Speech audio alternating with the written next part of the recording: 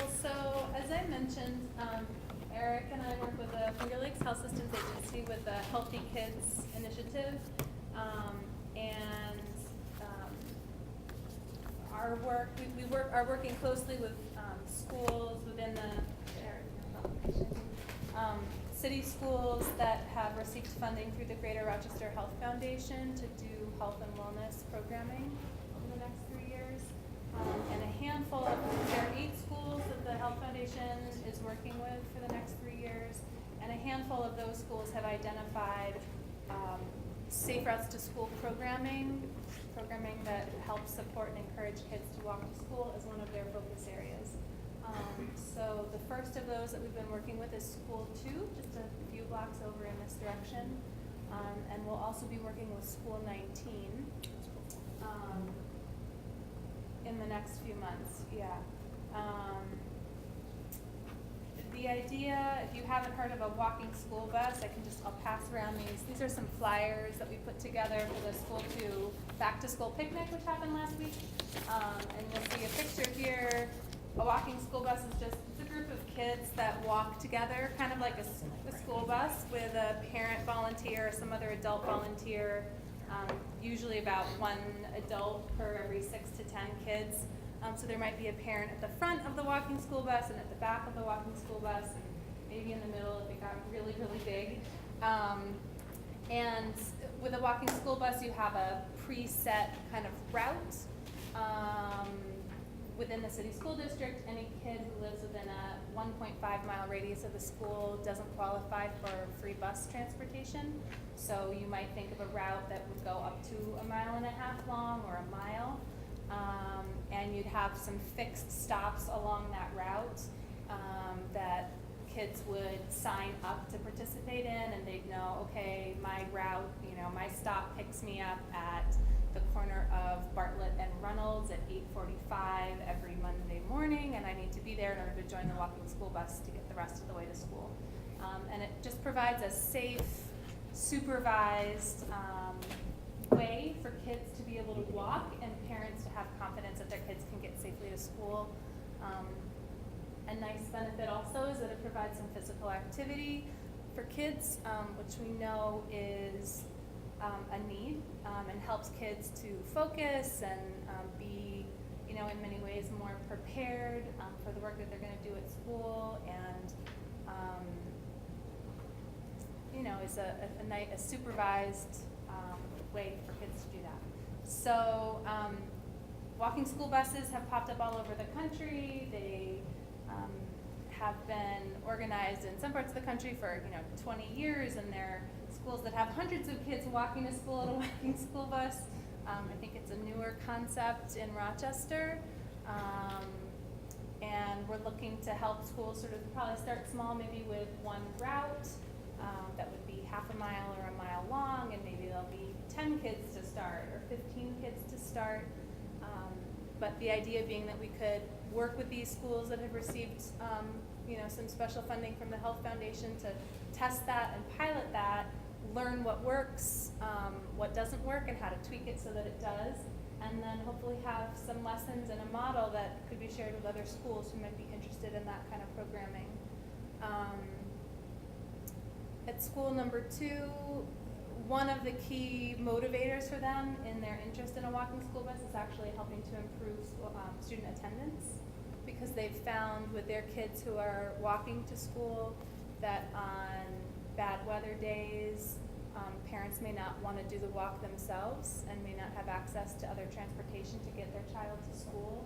So knowing that there would be a supervised way for their kid to get to school and they didn't have to walk the kid themselves might help ensure that kids are arriving to school on time, even on bad weather days.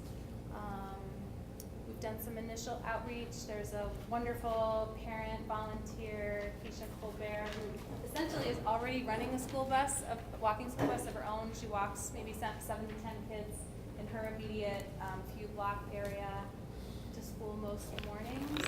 So she's kind of stepped up to take the charge and is going to help to run the first sort of test route. We did outreach to other parents at the school picnic, and we'll be doing that in the next few weeks. This just for sign-in. Oh, If you okay. haven't already. I'll sign that in a minute. And the goal is to get enough interest and finalize a route to be able to formally launch their program in early October. On October 9th, it's International Walk to School Day, which is an event that schools all over the world actually participate in and organize big, walking events to raise awareness about walking and physical activity. And so we're looking at helping school to develop some activities, maybe walking with a local celebrity or walking to school with a principal, or, some activities that might help to raise awareness and excitement about walking to school on that day, October 9th. And then having that be a fairly regular program that would run throughout the school year, and maybe, create the first successful route that they could build on in future years. Yeah. What else? One question, one of the things that we've been pushing, trying to get back to neighborhood schools where most of the kids that attend the school are from the neighborhood rather than being bused all over town. One of the things we run into is that a lot of parents are interested in having their kids take a bus, partly because they're afraid of the neighborhood, which the walking school bus would take care of, but also there's kind of a babysitting aspect to it. They can put the kid on the bus and rush off to work. And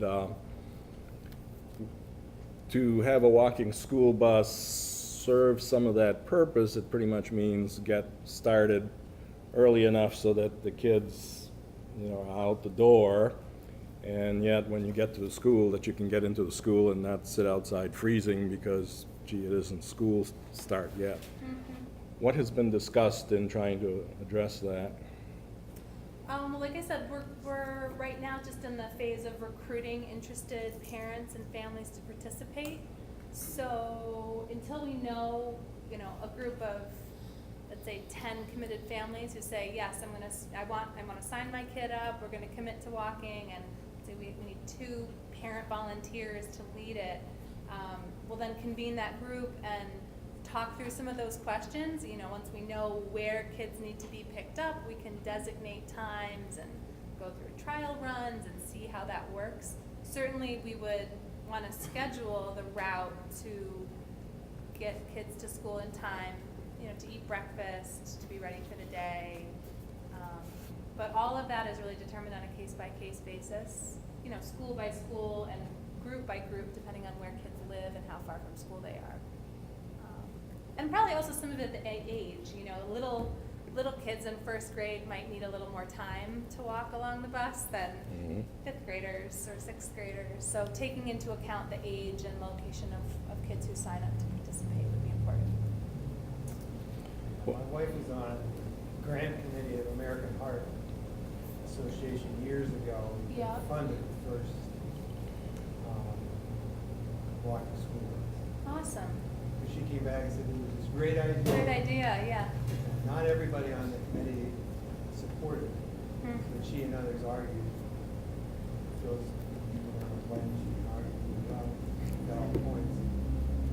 And so they got it passed. That was, I don't know, 20 years ago. Yeah. The other curiosity I had on the thing, school bus, what if there's daycares with preschool care? Is that a place where you can pick up a number of kids at once for a walking school bus? Yeah, that's a great idea. Yeah, there's a lot of family daycares. Yeah. In the neighborhood. Yeah, I think many things, I want to say anything is possible. Many things are possible, as we learn which families are interested and where their kids are. If there are home daycares that have kids that are interested to participate and are on a route where we can get a parent volunteer to lead, I think that was a great idea. Definitely. School 17 was just reopened. They were remodeled this last year or two. I don't know how long it took them to remodel it. But anyway, it just reopened with Dr. Ralph Spezia, who had been principal of the school several years ago and was brought back to lead the school again for the next few years. And it was developed, when he was there before, as a community school, and they didn't have busing, so it was all, everybody walked, or they had arrangements to get the children to school. So he's had quite a bit of experience with that, and I know that that's what his plan is now. It's a community school, and the expectation is no busing, that students will walk, or there'll be some community agency involved, and they've developed partners to help them. So I don't know where it is beyond that right now, but that's a school with a leader that has experience doing this, so it might be a resource. Yeah, I've actually been in contact. I think we spoke at the. At the relaunching, yeah. So Okay. I've been in contact with All School right. 17, and they're very Good. much on board. Mhm. They won't do it at night though, because their dismissal will Right. end at 5 p.m. Right, So they're and gonna the bus bus is the taking kids home. regardless of where you live, Mm-hmm. because it's gonna be dark, but the kids coming to school, Mhm. we are working on developing a walk-in school bus plan for Mm-hmm. School 17. Good. I would just say too that for those of you that are, you're at School 44 and you have kids at School 10, I mean, if you can even just start small by just organizing something for October 9th, and then maybe choosing a couple, maybe 1 or 2 other days that year to just get it going, and then with maybe a full launch for next year. Because it's a lot of work to come up with the routes and everything, but if you could just start with seed and get the idea of walking. We both read, like, there's different incentives you can come up with. Maybe the room that has the most walkers earn, like at School 12, they have duck bills. I'm sure you have something similar at your school. You know, maybe the school that has the most walkers can earn duck bills to purchase school shirts or something. But if you can get some kind of incentive and get the kids excited about it. And we're working on a one-pager right now that'll list all the information to get your walking school bus started, and it gives you step by step. So if you're interested in getting that, you'll see me. I'll send you an email. It might be something you want to do this year. You might want to do it for next year, but just so you get the idea. Yeah, that would be good if we can get that. We can post it on location 19. You're familiar with that. Yeah. And You know, you were asking about, or making the connection between promoting neighborhood schools, which, you know, the district has, you know, Yeah. we've made a commitment to trying to not completely go from, you know, choice model to totally neighborhood model, but definitely to try to amp up the attractiveness of neighborhood schools to people who live within a neighborhood. And I think it's gonna take like multiple approaches, John. Like, I don't think that, like, this is gonna be like able to fit all of the, you know, the need for some parents to have their Mhm. kids out the door at 7:30 a.m., for example. Yeah. But it has a really important block of function. So just going forward, you know, thinking, and if we in the district can think strategically about which schools it really can help in that direction in terms of promoting neighborhood school use. For example, 10, we actually all get bused. It's a neighborhood, it's a Living choice. yeah, it's a citywide school and everyone can get bused, and we start at 7:30. So it's hard to, but on the other hand, that's just a bad attitude because they're on the bus for a half an hour, so why not be walking for a half an hour? So, Yeah. so, you know, there's all this shifting stuff. But the other thing is, and I don't know if Ray or Julia, if anyone knows what our status is as far as the state law change to allow us to get reimbursed for less than 1.5 miles, but there would still be that 1/2 mile radius that would be unreimbursed. So I could see that as a natural, like, small starting point. Yeah. Focus for that 1/2 mile radius, and really a perfect solution to the problem of that 1/2 mile radius for people who are still not comfortable sending their small child Yep. out. Yep. So I think keeping that in mind, do you know if there's any updates on that, or if we're proceeding, hoping, or? You know, I haven't heard any updated information, but I just made note to check with Bill Angelo about the reimbursability rate and whether or not there's been a definitive confirmed shift in the 1.5 versus the 0.5 mile distance that you referenced. Yeah, if we can, one of the things that we wish we had was the, I don't know if this is aiming, but we would like to be able to get more kids able to take the bus to school, because that would get more from the neighborhood involved. And right now, unless they've got some disability or something, they're stuck. Parents pick a school that's a mile and a half away so that their child can get on the bus and be safe or leave the house earlier.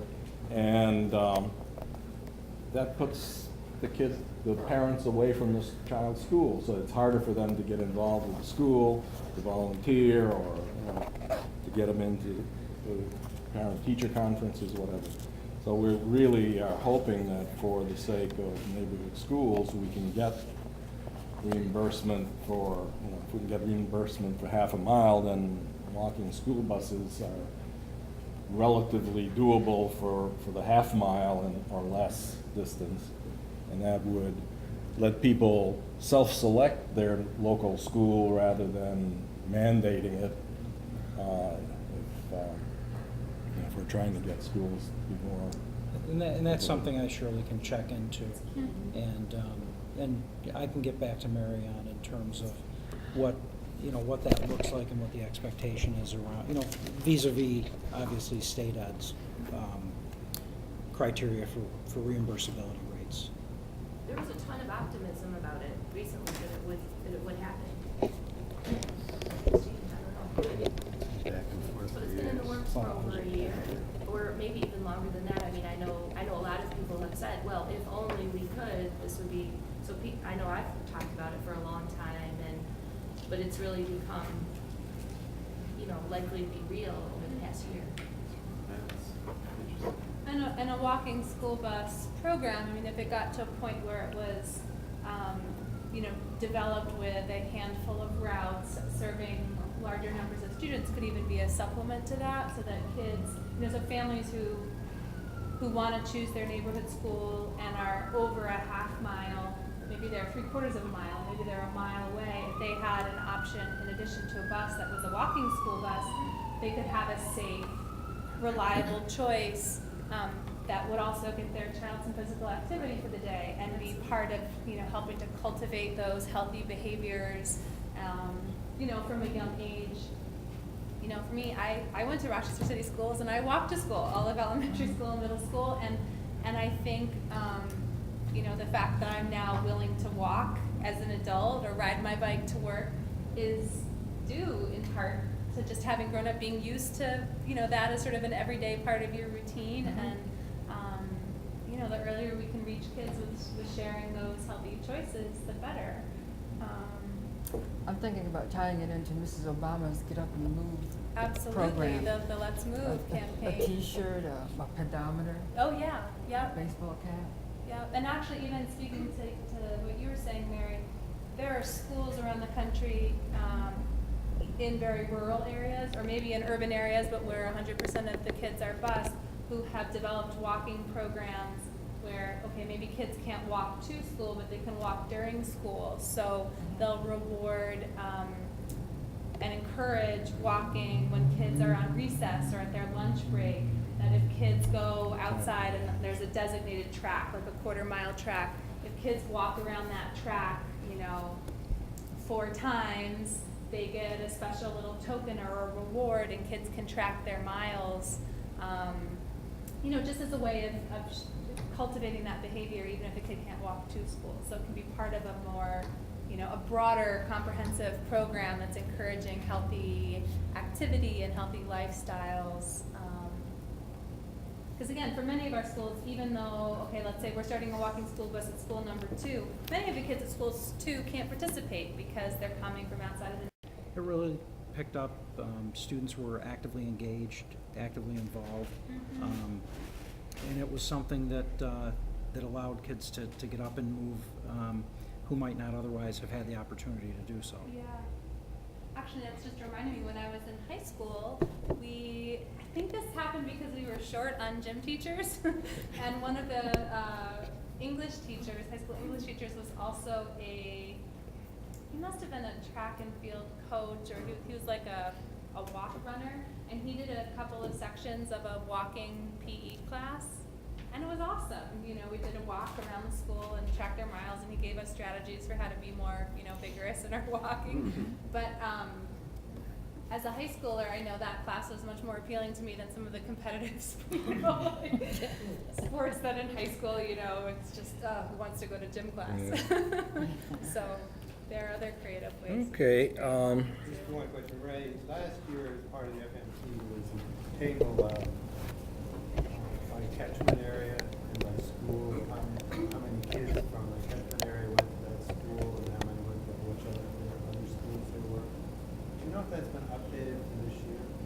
I do know that the FMP, the comprehensive booklet Yeah. of information, the evaluation, I had a conversation with our Chief of Staff, Patty Mulgeri, this afternoon, and that's in the process of being updated. If that was part of that component, Yeah. then I imagine that will be an update within that subpart. Yeah, that'd be useful because you can track, are we getting more neighborhood schools or not?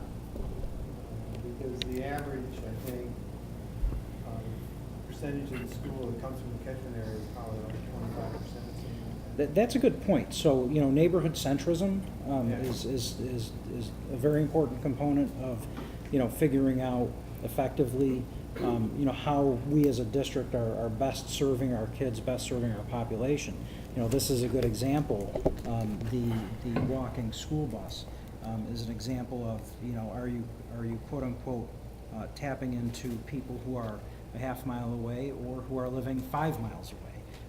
Is it doable? Is there a level of reasonableness to be able to implement this? So having that neighborhood accessibility component is part of it. yeah, we can get back to this a little later if we can, but John was gonna do a review of schools 10, 16, and 44 to give everybody a feel for what we've been involved with. I know you have to run for, Yeah, I apologize. I have another meeting, but I'll just leave my cards. And if any of you are interested in connecting or learning more or have ideas, yeah. Thanks, Fran. Thanks for having us. Thanks for coming. okay, thank you.